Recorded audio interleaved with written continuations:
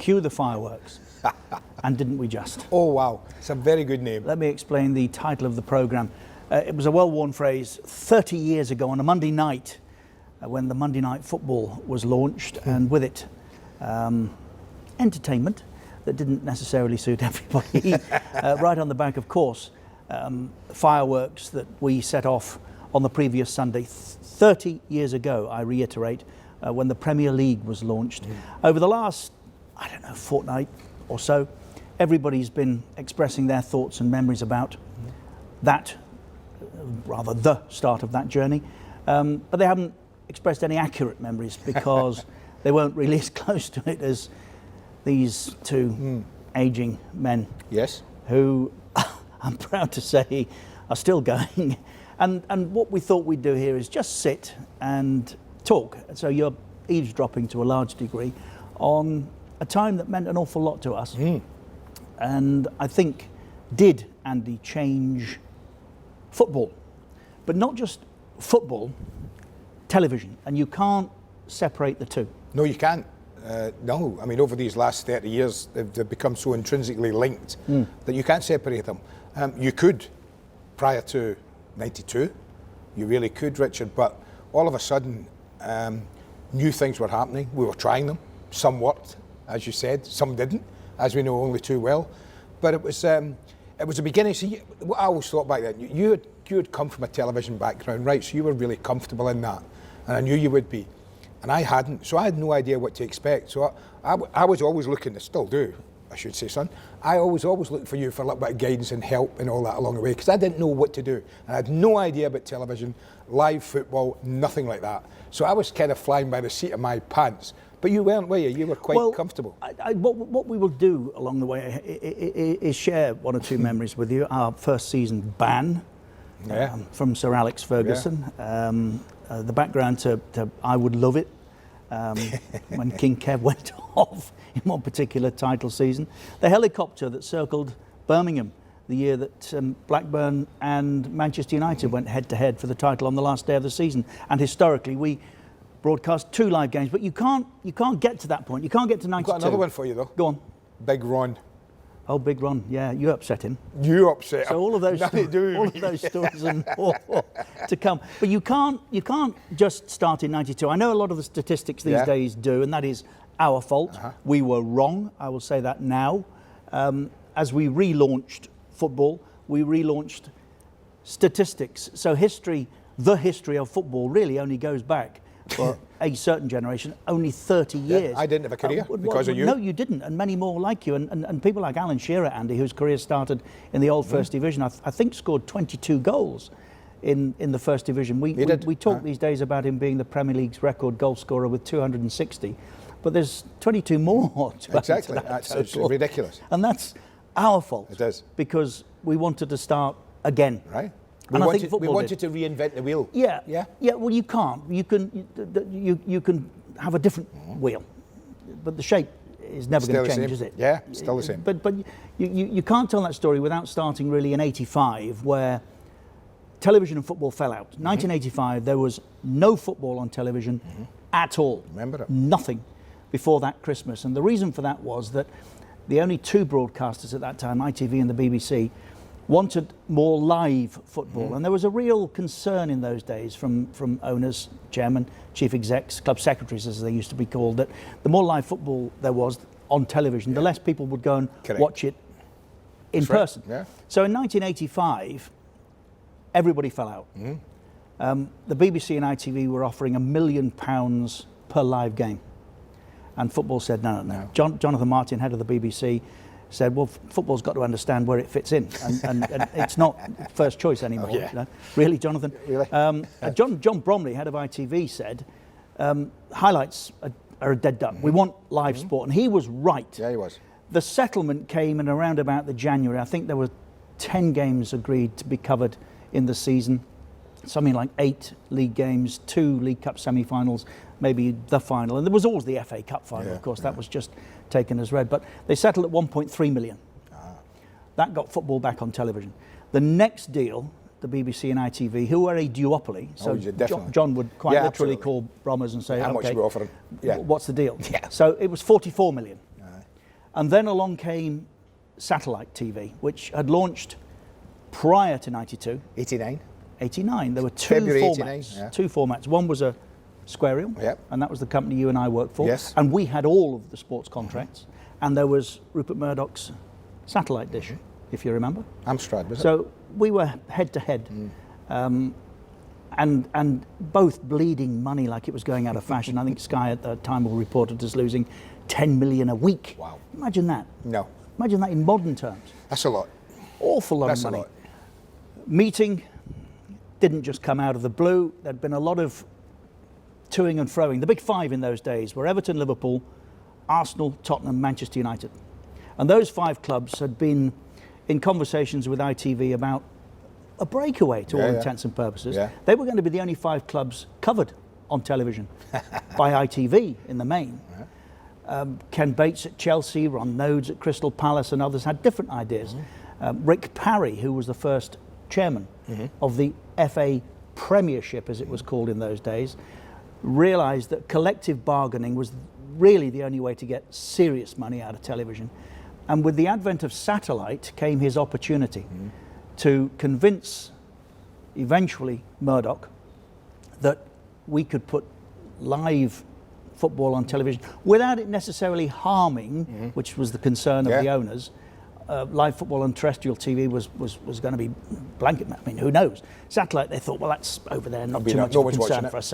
So the first deal was done at 308 million. That's an increase from 44 to 308 Who convinced? million. Do you know who convinced Murdoch to go for it? I think a combination of Sam Chisholm, who was the chief exec at Sky at the time, David Hill, who was an Aussie But genius. what amazes me when you say those names, Sam and David, they weren't what I would call football people. No, but So they- what gave them the thought that they could make money out Hilly of this? understood commercialism and sport. Hilly had been part of the Kerry Packer circus when Packer bought up he was, the world's yeah, greatest yeah, cricketers. yeah. Hilly gave us the duck on the screen and all those things. So he understood. By this time, Sky and BSB had merged. We were British Sky Broadcasting now, and we brought all of our contracts to the table Sky. at Sky. Correct. So Murdoch now had a proper foothold and was prepared to speculate.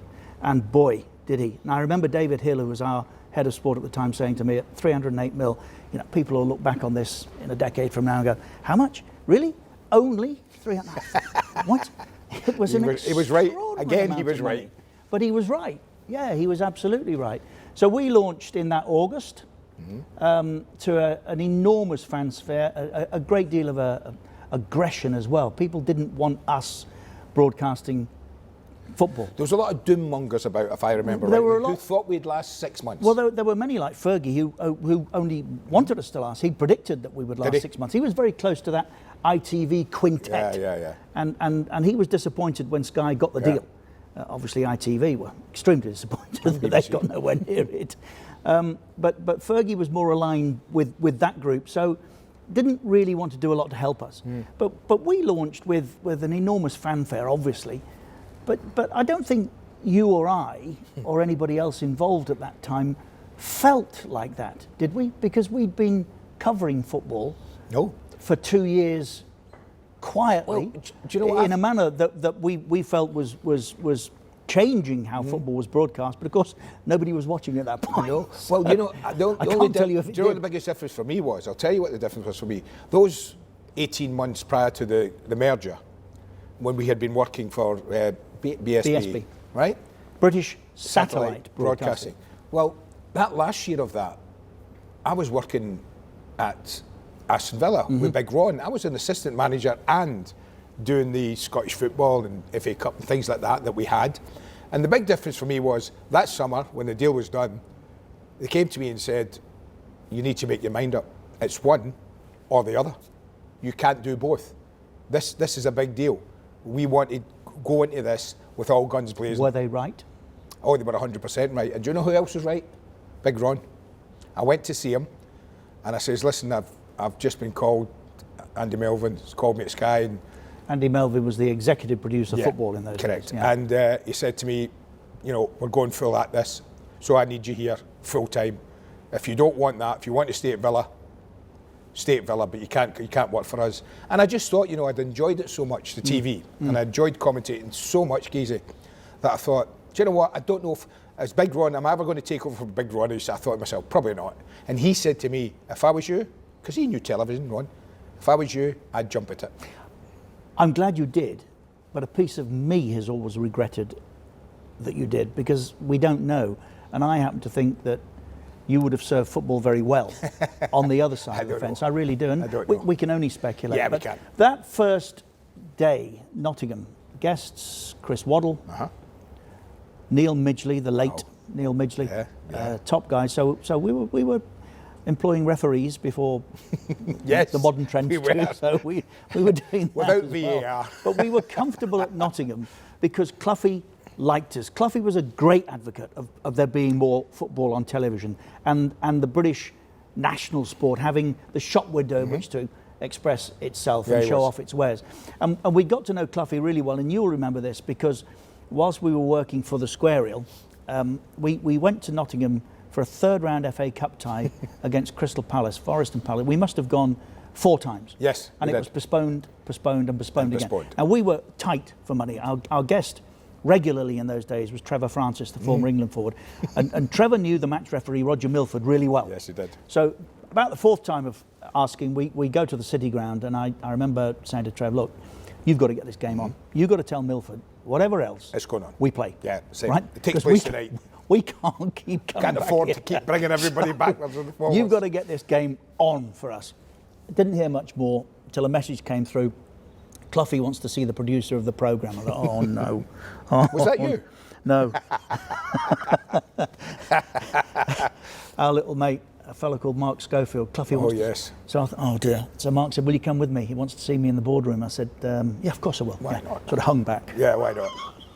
So, I'll back you up, Mark. And you all I can- remember seeing, I'll back you. He was bigger than I thought. I'd Cloughy? not met him. Yeah, he was bigger Did you than I think thought. so? And I remember seeing him tower over Mark, and he's looking like this, and I'm thinking, oh, this is it. We're in big trouble here. Mark came back white-faced. I said, what's he want? He said he wants to know if we want to interview him. What? He wants to know if you want to interview him. Well, what did you say? He said, yeah. So I said, great, okay. So we come back in 30 minutes, and he was looking to help us. He wanted to give us something to say thank you. So we go back 30 minutes later, knock on the door, it flies open, Cloughy comes bouncing out, trots down the tunnel. Who's doing the interview? I said, I am, Mr. Cloughy. Right, young man, yes, okay. And we go outside. There's a small group gathered around the touchline. Yes. And you remember at this point, he'd been in trouble for cuffing a young lad around the ear. Yes. During a pitch invasion, do you remember? So we're just about to start this interview, and Cloughy went, stop. I know you. I I went, what? And there's this kid with his feet across the line. He'd got one here on the touchline came here, and his other foot was here, and he went, young man, get off my pitch. And this kid sort of put his feet together and went, right, carry on. And that was it. Yeah. So he was a friend. I loved him. He welcomed us. It was an extraordinary opening day on air, if you remember. I remember. 5 hours. Yeah, but that was only for 5 hours. But if you and I must have got there 2 hours or 3 hours before Oh, no, that. 9 o'clock. We were Rehearsal there, started at 9 o'clock. bright and breezy and early. And I'm thinking, wow, this is going to be a long day. Yes. And it was a long day. But it was. But you know what? When it was such a long day, it could have been 24 Well, hours. the first 2 but hours, the if you excitement remember, was so much though. It just flew were in. analysis. Yeah? Well, 90 minutes of that were your analysis. Of what? So where did that come from? I mean, I suppose ITV were the first with a panel. Jimmy Hill, Brian Moore, I think 70 World Cup, and they had the likes of Malcolm Allison and Paddy Crowand and people together.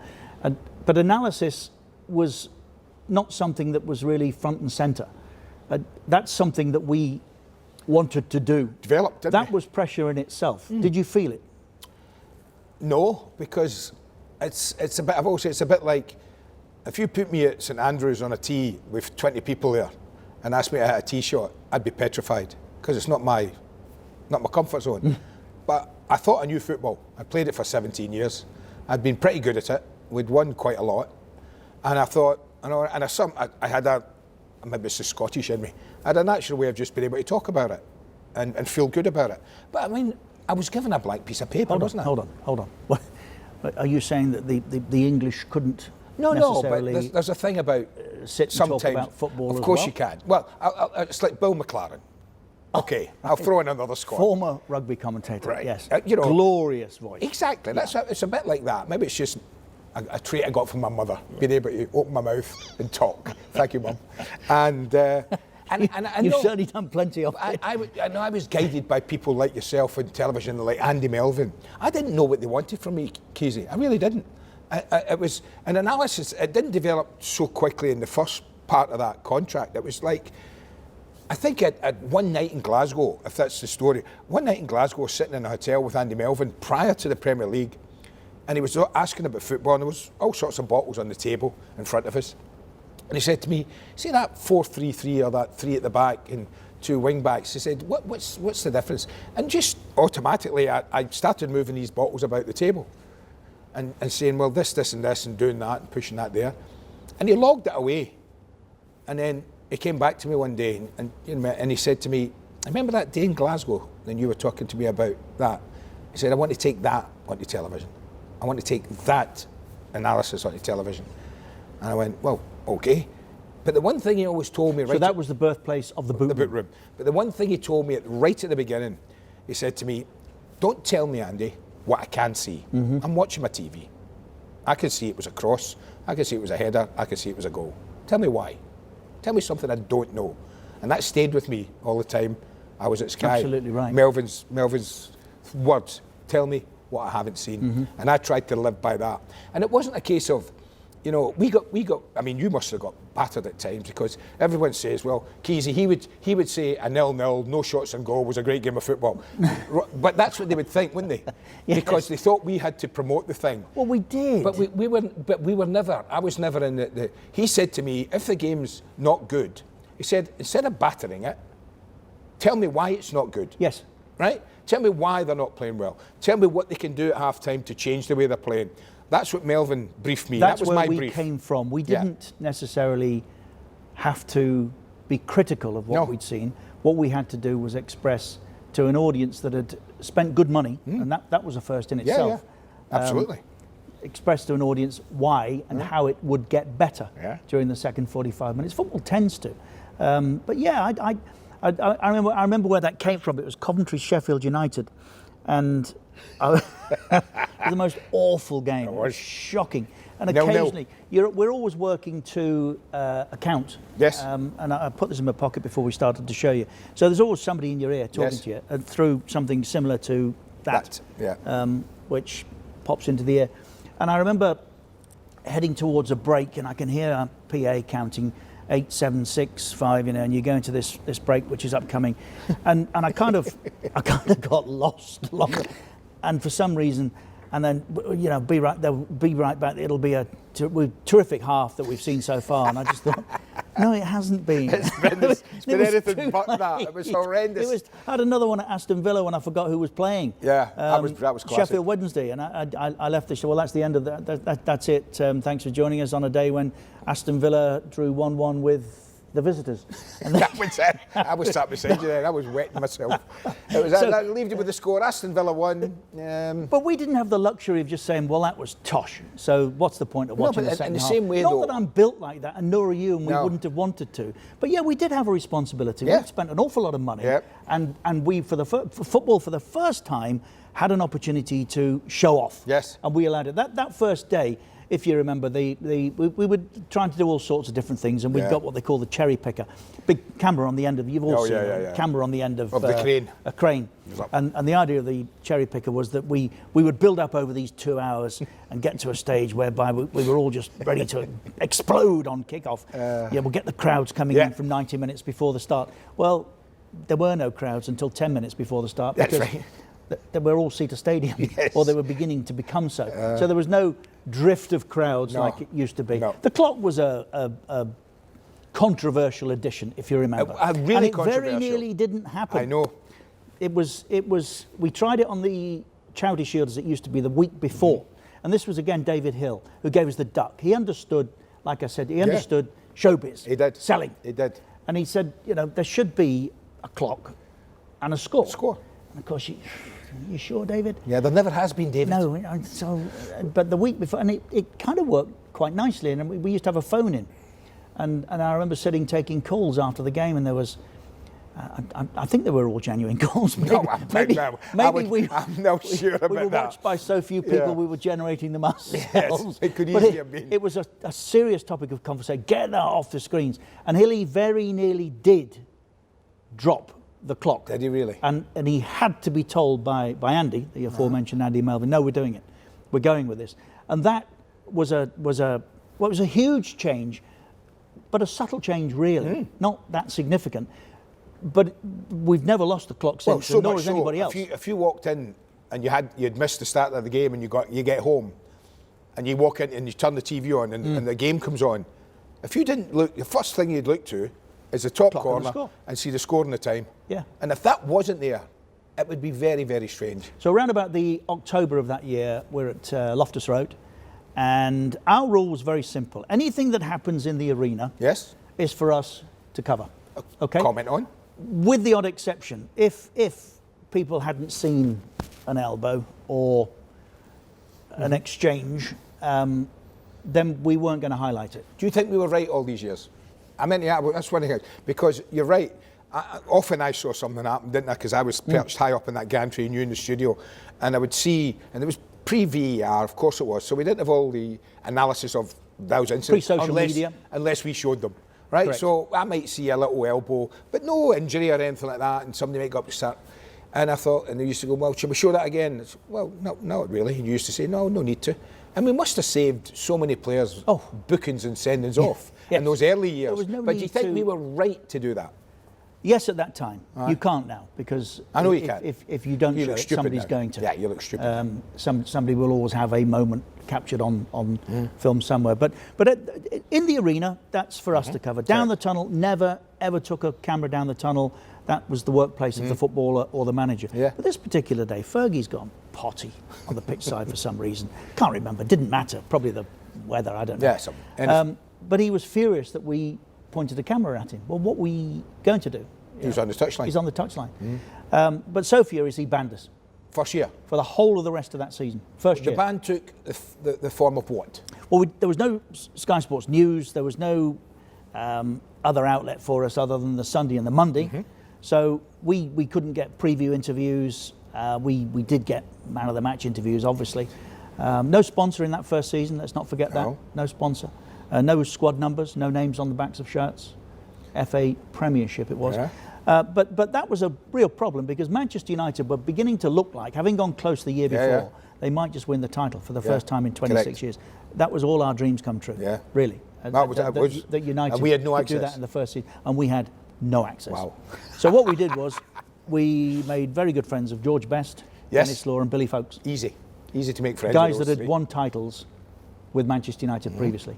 And what great company they were. It turned out to be the best thing Fergie could have done for us. Because to get intimate with those boys across that time was... I remember driving on the M6 once with Bestie in the passenger seat, taking you, I think, from Villa to Manchester, and thinking, wow. And with George Best. I'm saying here with George Best, you know, and there's people looking in the car and thinking... I love George. It was wonderful. Yeah, loved him. But we got to that last day of the season when the title has been won. Blackburn Rovers at home. We are there to cover, obviously, a party. Well, United had the party, as it turns out, the night before, hadn't they? All the boys. But before the start, we got Billy, Dennis, and George in a line here. And just before we went on air, I remember saying to Bill Folkes, the centre back, I said, Bill, obviously part of the conversation will be what it was like 26 years ago for you to pick the trophy up, and enjoy being a title winner. And he went, well, I don't know. No. Sorry? What do you mean you don't know? I said, well, you were there. He said, yeah, but I wasn't the captain. Wasn't the captain? I thought he was as well, folks. So I said, well, who was? He went, Dennis. Oh, brilliant. We knew that. Yeah, we knew that. We knew that. Dennis, what we'll do what was is... it like? But that was also another example of what we were able to do. Yeah. If I'd gone at that period of time to a programme controller at any other broadcast outlet and said, look, I've got an idea for a show, a lap of honour, and it'll last an hour, this programme, I would have been laughed out of absolutely. every office in town. You'd have been shown the door. What we did that night was spend an hour just watching Manchester United celebrate their title win. And it was extraordinary television, and it made a statement. Yeah, it did. It was. We were in that glorious, luxurious position of being able to do so. The first Monday night at Manchester City. I mean, how extraordinary was that? Football, the world wasn't ready for what we brought on a Monday night, was it? Not as quickly. But it was fun. Oh, it was huge fun. Richard, it was good. I used to get there early every Monday, preparation, and it was fantastic. You to were a see the choreographer, build-up. weren't you? No, the girls were fantastic, by the way. The Sky Strikers, that was one of the innovations that we had on the Monday night, along with the sumo wrestlers. Yes. Remember the big boys I at remember the sumo half-time? wrestlers. Plus, we would have a band or a live act on. Yes. If they could squeeze it The in. Shea Men, who got booed off, I think, at Arsenal because they were Highbury, Tottenham fans. because of Tottenham fans. They did get booed off at half-time. That was a bit unfortunate. Sonia at Coventry, your Poor ground. girl, we didn't treat her very well. Sonia, No. you did not. Your fans were No, we terrible. didn't treat her very well at all. He tried all that, didn't we? We tried it, and I don't think Hilly again. I think the they were showman. ready for something. We were ready for something, but the whole lot came in one big hit. Yeah, Andy, we're still talking about it, so it served a purpose. I mean, Yeah. people still talk about those daft jackets that I was forced to wear. Served a purpose, which I was not the originator of, and I'll tell you that story in just a You moment. loved those Yeah, jackets. I was not the originator of the jacket. You were was at it? Arsenal one night, and Was I? Melvin said to me, "Let's not forget, we've got to mention Andy's daft jacket." You were wearing a yellow jacket. I at would Arsenal. never have had a yellow jacket. And the reason for the jacket was that like I say, here we are still talking about it. It set us apart. Yeah. It gave us. I used to have to take 2 to games, and the reason for that was I didn't want to get caught in the colour that a team was playing in. So if I took 2, chances are that I would have one that you would have one that didn't match. So I'd take 2 and then get But changed before didn't the identity thing come as well from the fact initially we had a big badge We did. with Sky written We on did the front again. Hilly, American sport. American. But the fireworks were also a constant cause of hilarity for us and frustration for our studio director, because at 90 minutes these fireworks would always be let off. Communication between us and who was letting them off was poor, and it was always the case somehow, and you would have thought this was easy to get right, but they were always let off behind the cameras. Correct. Do you remember? Yes, I do. So behind the main stand. Yeah, so the director who got all his cameras pointing this way into the pitch, Correct. couldn't see them. Yes. So we were watching them. He's asking, where are they? Yeah. And this happened time and again. But it was at Southampton that we really, cue the fireworks. When we got Cue the we got fireworks. complaints from a woman whose cat left home Yes. because of the noise, and some poor fella who was fueling his car that night when a rocket flashed past him. Past the garage. Nearly blew up a garage. Southampton.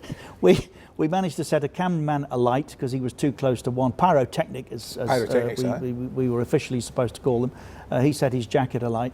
But again, it was fun. It made a statement. It did make a statement. It told people, we're here. Football has changed. The thing I liked funniest of all about the fireworks on that opening night was I remember at the end of the game the guys have just run their socks off. They're knackered. They've had 90 minutes. City QPR. City QPR. 1-1. Trevor Sinclair. Sinton and Sinton. White, David White. David White. Well, that game, so they're trooping off the pitch, and I remember our director shouting to the floor, whoever was down by pitch side. Shrevesy, I think it was, Jeff Shrevesy. Would it have been Shrevesy? Yeah. Saying, stop the players, Jeff, stop the players. They might want to watch the fireworks.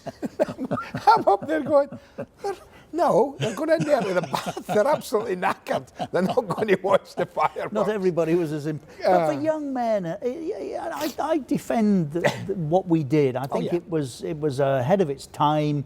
It didn't last, I don't think, until the end of Southampton again when the generator ran out of fuel. Yeah. And we came on air with the girls dancing, and just at the wrong moment the music stopped because there was no fuel left in the generator. No. That was an extraordinary moment as well.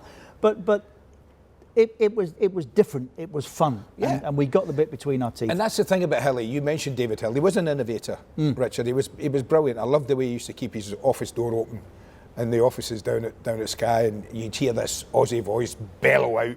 He probably wouldn't get away with that these days, what Hilly used to scream out of his office every now and again. But he was a guy who came up with 20 ideas a day, 17, 18 of them rubbish, yes, but 2 or 3 would be gems. Yeah. Very much so. And that was the thing about the Monday Night Football. The sumo wrestlers came and went pretty quickly. The fireworks came and went pretty quickly. The girls stayed. I thought they were really good at what they did, and they set up the opening of that Monday Night Football, made it different. But other ideas that he came up with, but was it Hilly's idea to film the toss-up in the middle of the pitch? Yeah, that was. No, we were doing that prior to going. Oh, were we? Prior to the launch of the Premier League, but we do that now. The Champions League has brought its Toinkos Right to the edge. To the edge of the pitch. So again, we were laying down markers. Yeah. The end of the Blackburn Manchester United season, the climax that day, we were broadcasting again, had never been done. 2 live games Simultaneously. up against each other, and we sold that on the basis that, nobody knew. It really, literally could have gone either way. Oh, easily. Where Right was up the to last trophy? minute, yeah. Where was the trophy? Because trophy. it could. The trophy, remember, either was going to have to go to West Ham Upton Park, or Anfield. Anfield. So where was it? Well, officially, Yes. everyone was told it was sitting in a helicopter in the Birmingham area, Indeed. ready to go north or south. That wasn't true then. No. Are you telling me that was a fib?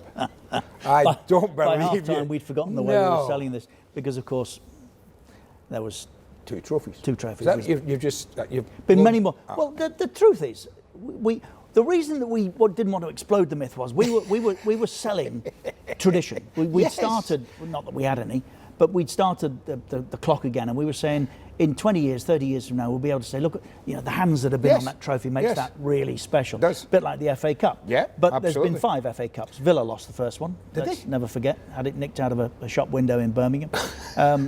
There was one recast similar, and then the FA realised they didn't have the copyright to the design, so they designed another one, which is the one we all know now, Right. which really was nothing more than a champagne bucket. Pretty much, yeah. But that's the designer later Yeah, admitted it that's was it, just a pretty fancy much, champagne yeah. bucket. But we were trying to say, look, this trophy didn't have a sponsor first year. Second year we did drinks manufacturer. Eventually, drinks manufacturer became Bank, Barclays, and they remoulded another one. And they must have remoulded it, I don't know, half a dozen times now. But that was the idea, really. We Oh, were a just going to shame. say, So look, there must be an original, surely, somewhere. I'm sure there probably is with FA Premiership Yeah, on it. that's No, like I said, no names, no numbers in that first season. That was David Dean's idea, the vice chairman at Arsenal. Didn't like it. It was one of the changes I didn't like initially, but I mean, thank goodness now because brilliant change. Let me ask But you- that final day, Aye. I'm in the studio because we couldn't choose to go to one or the I'm other. at Anfield. You were behind a microphone at I'm at Anfield Anfield. because Blackburn were favourite to win it, Yeah. but got beaten. I know. But you knew the moment Yeah. that it was over, didn't you? Yeah, I did, because obviously we've got monitors, Richard, and we knew what was happening at Upton Park, and they were slightly ahead of us They were. at Anfield. And they had been peppering. Ludwig McCloskey had one of his finest games in goal ever. I think that was him, wasn't it? Big Ludwig for West Ham. And he denied Manchester United, and Andy Cole in particular, Yes, correct. time after time after time. And I just looked, I happened to glance down at one of the monitors when I think it was Martin was doing the commentary. He's obviously looked. And I saw 2 Blackburn fans with a radio, and they're like that. And the 2 of them are listening, and all of a sudden they go, and he starts bashing his mate like that. And I mean, maybe I shouldn't have, but it was unprofessional of me to talk over Martin. But I just thought it was important. It was such an Well, it was important vital. moment, right? And I says, I think it's all over, Martin. The reaction of those 2 Blackburn fans tells me it's all over at Upton Park, and Blackburn are champions. And I suddenly went, I definitely shouldn't Well, have said you were that. right. I'm listening, obviously, and I've got the feed of 2 in the studio, and literally, as Redknapp scores, the whistle goes at West Ham. Literally, as that ball hit the back of the net, this one was over. So that terrible moment for Blackburn fans didn't Became last a for very long. glorious- It no, it became a joyous I know. expression for Let them. me ask you though, so that's that season, we've done it. We got there, that first one. How convinced, as having been in television for the length of time you were previously, how convinced were you that after that one season, this was a goer, this was here to stay? We didn't have support anywhere. No. Anywhere. No. Few boardrooms. Chelsea, Palace, these clubs were very welcoming, but the big boys really weren't. They didn't make life particularly easy. See, each club had to play at home twice and on the road once, and that left a couple of games spare. So John Hall at Newcastle realised that if he looked after us, chances are we'd want to go back to the North East. And we did. With an extra game, and we we did. did. He would always have Wynyard Hall Yeah. open for us. Yeah, it was lovely. The night before, Kevin would come for Yeah. dinner. So John would always make sure that. Bill Kenwright at Everton couldn't understand why we didn't ever go back. I know. We only went when we had to. And I remember he called us in the office once and said, "What's the problem?" I said, "Well, it's just really not very nice, Bill. You don't make us very well. I know, and that was my team as well. I'm thinking, Bill, Can't seriously. park the car. Yeah. There's no studio facility. No. It really is. It's tough. It's one of the worst places to have to go, Goodison Park. And he went, "Really?" So yes. Next time back, Yeah, studio. 7-star. Car park. Bill. So, Yeah, fair Bill. play, Bill. Proper club. Well done, Bill. This is great. Well done, Bill. But you weren't averse to upsetting people yourself, were you? Oh. And you ended up with bodyguards. The words pot and kettle come to mind as I sit here. I'm sorry. Nothing to do with Come on, me. guys. No, but I did. And it was innocent. I was totally innocent. It was professional. It was professional. We were doing Monday Night Football. We were. It was West Ham playing Manchester United at Upton Park. I'm pretty sure that was the game. We were in the studio. We by were this in time. studio. Trevor Francis was doing commentary, and there was an incident happened in the second half that the cameras. Trevor never didn't quite catch it, and Andy Cole was going potty, if you remember. He was chasing people. He was after Julian Dix. He was after players. He was after the ref, and it looked like he was getting sent off himself. So Fergie subbed him. So everybody's thinking, and Trevor had missed it, right? And we came back and I said to you... Understandably, to be fair to Trevor, but what you I'm follow saying, the ball, you're not follow looking the there ball. so much. And I says to you, I think I know what happened. And you went, well, tell us then. So they brought the picture and I says, I think that there's been, Julian Dix is trying to do Coley. And Coley would have been done if he hadn't seen it coming. So he was absolutely furious, and that's what sparked him off. So I told that story on the Monday Night Football. So by the weekend, when we went to the game, I'd had threats from certain members of West Ham section of fans that I was getting it, whatever that meant. So Sky in their wisdom said, we better put a couple of bodyguards on Andy. And Andy Melvin told me this. I said, you cut it out, Andy. He says, no, this is serious. We have to take this You see, serious. this wasn't the only time, was it? I remember coming out at Old Trafford with you when people were wanting to express their frustration with you. See? Yeah. And there was I, constantly in your shadow, picking up this criticism, which wasn't justified or warranted what in my story? case. I'm going to tell this story because... I want you to, that's why I brought it up. I want to tell us, we come out Old Trafford, I don't know why, we're walking across, as you come out the back of Old Trafford, we used to have walk across the concourse there towards the car park. And as we had come out, we were obviously late coming out because we did the wrap up and you had to do your studio. So it was empty, pretty much, apart from as we and I walked across. That's worth remembering. This giant of a man, just a minute, this giant of a man about 4 or 5 inches taller than me and rather the worse for wear, shall I say. Yeah, he was quite aggressive. Catches a glimpse of you and I. You. Well, no, he obviously caught a glimpse of you and I, but decided that I was his, Yes. I was the target for his rage. Very much so so. he's right up against my face like that, and I'm looking up at him like that, and he's yeah, and I'm thinking, oh God, and I won't tell you what was. Obviously. You were thinking, make your first one a good shot because you're only going to get I did one. say that to him eventually. Yeah. I said, you better make your first one a good one because that's all you're getting. And eventually he calmed down. So to tell that story, right, I then think, oh, he walked away. And I'd look round to see if my mate's there ready to back me up. You know, he'll be right behind me, Keezy. And I look round, Keezy? Keezy? Where were you? Well, he didn't look that big in my rearview mirror, I would say that. As I drove away, he only looked about this big. He's gone and left me alone with this mountain. See you, Andy. I thought, oh dear. I wasn't used. I'm not a fighter. I'm a wordsmith. I'm not used to this kind of thing. So did you never have a bodyguard then? Well, I inherited yours for some reason. Remember? I had what we used to call this guy. We used to call him the Shadow. Because the moment I turned up, he was on me. It wasn't necessarily as a result of anything I'd done. I think I just, as I say, I inherited.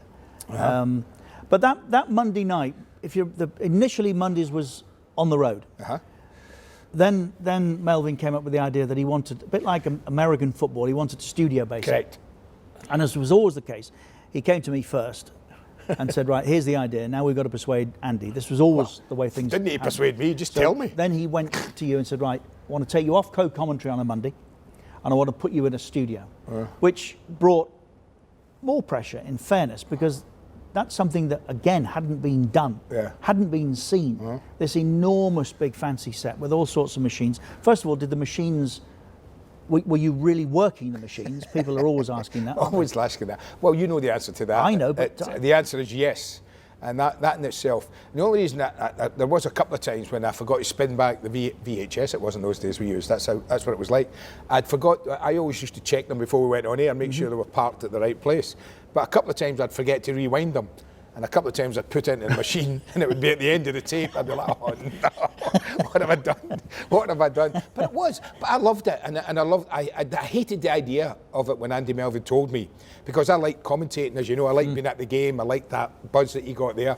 And he said, no, I want to bring Ian McKasey into the studio and I want to create this Monday Night Football the way they do in America. He says, I think it'll be fantastic. And it's a template for most studio shows now, isn't it? Monday Night Football. We started back there. Yes, it's become part of the. It's an institution in itself, isn't it? And it became. I thought it became a fantastic show, and then I got to love it. I did. I thought. Did you not? No, I did. I did think it was. I did, and until you upset people, and you know when we were interviewing them, and that always made me uncomfortable. Well, there were two incidents, weren't there? There was King Kev.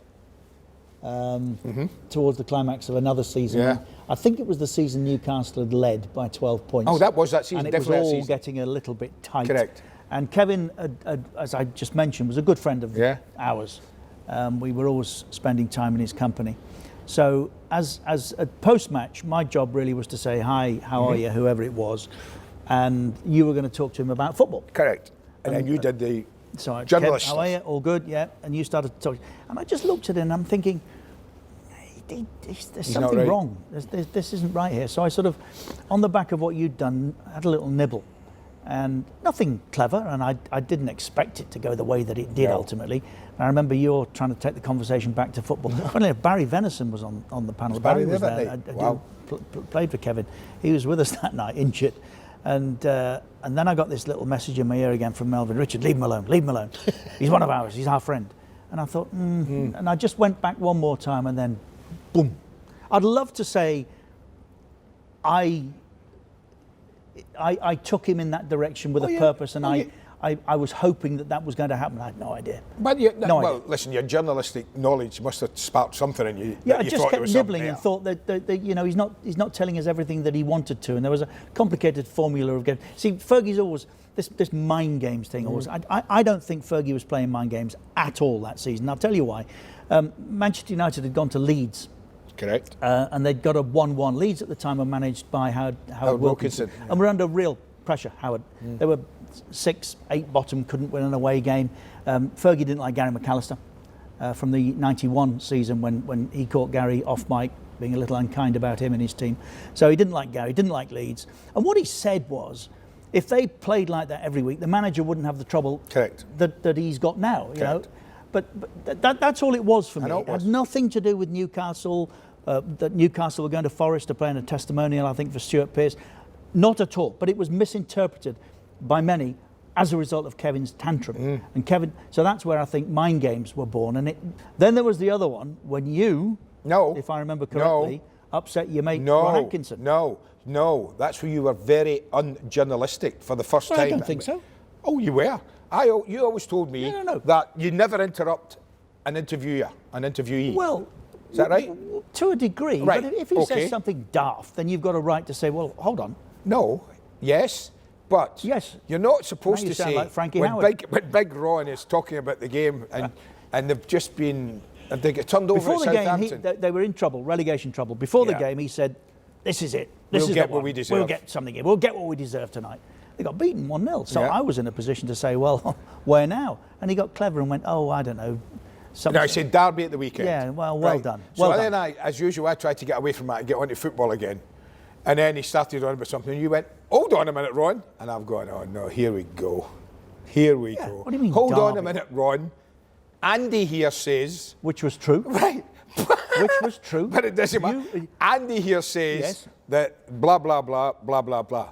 And that was when the big man went, well, he can sit there with all his toys and his bells and his whistles and fiddle with these machines as much as he likes, but I'm a football manager and I'm telling you, I'm not flogging these guys for that performance tonight. Off came his headphones. Hit Jeff Shreves in the head. and that was it. But it was a reasonable gone, question.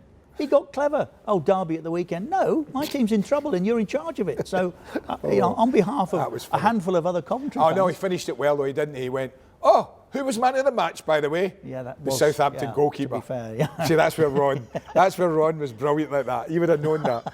Who was man of the match, guys? Their goalkeeper. Yeah. Thank you very much. Yeah, he was right there. He was right there. But we the flexibility that we had was I think expressed in two other moments. One, when I got lifted into Wimbledon's dressing room, always wanted to do the opening live. Yes. Don't like recording anything because the adrenaline's not the same. And to pick up off a recorded opening, you're always here rather than there. Yeah. So with crowd, with titles, with the moment of going on air, always wanted to do it live. Listen, I get you, right, but you could have picked a better tunnel than Wimbledon's. Well, we decided we were going to open at Crystal Palace. And Wimbledon at the time was sharing the ground. Correct. So Vinnie Jones and his mates knew what was going to be happening. They've got the television here, and they knew that I'd be there. So no sooner did the titles run, and I said, here we are. Then I remember, I can feel it now. I was lifted off my feet with such ease. It was extraordinary. And I'd gone, and the cameraman saw me go and managed to put his foot in the door to stop them getting it shut entirely. And then the liniment came, all this stuff. And I was absolutely covered. The door actually didn't shut, and we managed to get away with the opener, and I was sent back outside into the tunnel. Yeah, but you'd only have a tie on as well. Well, they did cut the tie off, yeah. But you see, I was too clever for them because that you day kept also, another tie. I took two sets of clothes because you had an idea. I knew something would happen. But at Arsenal, we had Vinnie again and John Hartson, who this time was playing his football for Arsenal? Wimbledon. Oh, was it Wimbledon? Wimbledon at that time, and they came a little bit like you and dressed like this, shirt and tie. We always shirt and tie. The first time that we saw them, they were in their own clothes. The next time we saw them, they'd changed ties. The next time we saw them, they'd changed shirts. And by half time, they'd changed ties, shirts, jackets, and everything else. And we ended the day with them wearing each other's clothes. And nobody noticed. Nobody noticed. It's extraordinary. No idea. No idea. But so of course, when do you think we became? That's what. Always the BBC and ITV had become the respected and accepted faces of football, right? They produced it. When do you think, or do you think people, when we were there, ever accepted us and Sky as the acceptable face of football? No, I don't think they did. I think we came from a place, like I said, whereby few wanted us to succeed. We had to scrap, literally, elbows, the lot, everything for any break that we got, any acceptance of what we were. I remember ITV executives saying to me once, do you ever go for a drink after the game with the directors? We're always in the directors' lounge. And I said, well, you only do 5 games a season, for goodness sake. You've got the time to do it. Yeah. If I leave on a Sunday in Liverpool and I'm at Norwich on a Monday night, why am I going to go in the boardroom? So we never saw anybody of significance, really. We were always on the move. Always on the move. So I don't think we ever quite, you or I, got over the line. I think eventually Sky did, and I think nowadays, of course, it's just an accepted part of life. But it was the growth then of the overseas broadcast that really set the Premier League up. The signing of big name footballers from abroad. Absolutely. We'd had Jan Fjortoft, former Swindon striker, as a guest early on in the first season. What's it like to be a foreigner in the Premier League? He was one of 5. But then there were 5 Englishmen. Yeah. That's how much it changed. That is changed, the whole thing was turned on its head. And foreign broadcasters started getting interested. And I think that's when, now the rights for foreign games are much more lucrative than they are for a domestic market, which is a lot to do with what we've done here. And I think you and I were, and I'm enormously grateful to people at beIN Sports, the people of Qatar and in general in this region for giving us the opportunity 10 years ago now to go again, because we started again. And the rest of the world, I think at that time, were joining up, weren't they? It was a process that was going to take some time, exactly that, a process. But coming here to do what we have done over the last 10 years, ahead of the World Cup, which will climax everything, has been an absolute pleasure. Listen, people need challenges in life at various times in their life, and leaving the UK, as we both decided to do. We'd been abroad on holidays, but I'd never really lived abroad before, so I didn't know what to expect. But I knew it was a challenge I was prepared to take, and so were you. And I will be honest with you, there's never been a moment since I took and accepted the challenge to come here and be part of BN Sports that I've ever thought, I wish I hadn't done that. No. I've never regretted a minute of it. No. So it's been this again has been a wonderful journey at a really good time. Certainly in my life, I can't speak for you, but it's been at the time in my life it came along. It was just perfect. Yeah, when I get to the time of your life, I think I'll probably. I'll tell you when that'll be 6 months from now. The same as well. But it was Nasser Al Khalifi who said to us, "Look, come and help. We want to start this all over again." Yeah. And as far as we're concerned, there's nobody better than you two. You've been round the block, which was true, and being here, as I say, to be part of this startup was very special also, and got a real buzz from it. And I think brought with us a number of people, experiences from what we had done to be able to replicate here a whole host of good guys. I mean, that's the one thing that I think the 30 years has given me, Andy, is some really good friends. You know, when we were in a little bit of trouble partway through that period of time, football didn't shun us. Football came to us not for a minute. and said, there's something very wrong here. You learn who your friends are. Can't tell you all the stories because that's for the book. But, you know, you do, you do know who your friends are. And football was, Nasser was our friend. Nasser said, you know, nobody's talking about those problems here. Come here. And then so we did. And here we are on the cusp of, we've just passed 30 years. 30 years. And a World Cup on the horizon. Yeah. In their country here. Yeah. Perfect. Did you think at 32, I think 33 you were when you started, that you'd spend twice as long as a broadcaster as you had a player? No. I had no idea.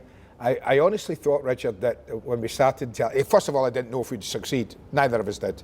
Nobody did when we started those early years. Certainly at BSB and then the first couple of years of the Premier League. And then when we got there, I thought, I like this job. And I do like the job, and I liked the way of life, and I liked what it gave us.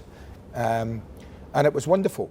But if you'd have said to me, you're going to still be there in 33 years' time, I'd have said, you must be barking mad. Not a cat in the house chance. But here I am, and who knows for how long. Well, let me say this. I can guarantee that you won't be here in another 30 years. I don't know, I might push the boat. I hope it's been fun. Maybe we can sit down and do it again another day when it's, I don't know, 40 years. But for the time being, that's just a little glimpse of what was happening at that time. And my goodness, 30 years on, still going. It's been a privilege. Thank you.